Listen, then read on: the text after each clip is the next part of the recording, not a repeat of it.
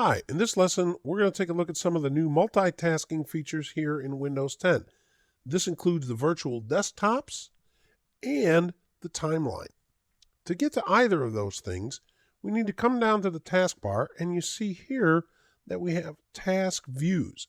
When we click on that button, it's going to open us up, and the very first thing we see is the timeline. And here is a timeline of what we've been doing, websites we've been going to, Microsoft Store things that we've looked at, documents that we have opened up over the last 30 days. And you see the little slider down here to the right, and we can pick a day that we want. So I could come all the way back to March 9th and click on this customer list, and it'll open up this Excel workbook for me. The timeline is a pretty neat feature. Now, up at the top, you'll see our virtual desktops, and we can create as many virtual desktops as we want, and this allows us to have different workspaces. You can have different apps, different windows open on each desktop. It's a really easy way to kind of multitask and work on a couple of different things at the same time.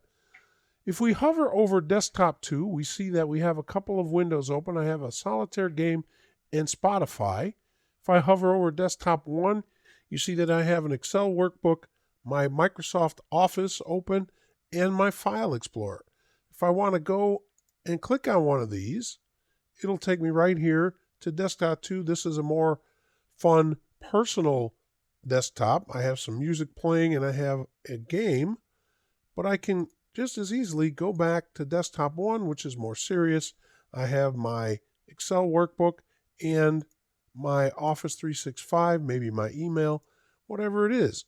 Now, we can create a new desktop if we want, simply by coming here. Now we have desktop 3. Let's open up our browser, and I don't know, maybe we want to look for Surface tablets on this desktop.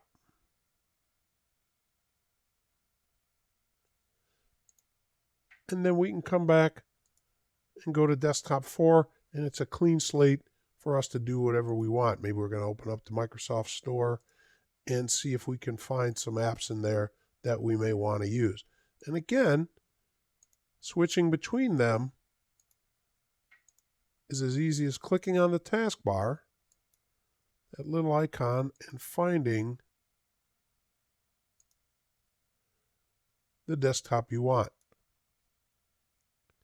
So now you know a little bit more about the multitasking features that are the virtual desktops and the timeline here in Windows 10.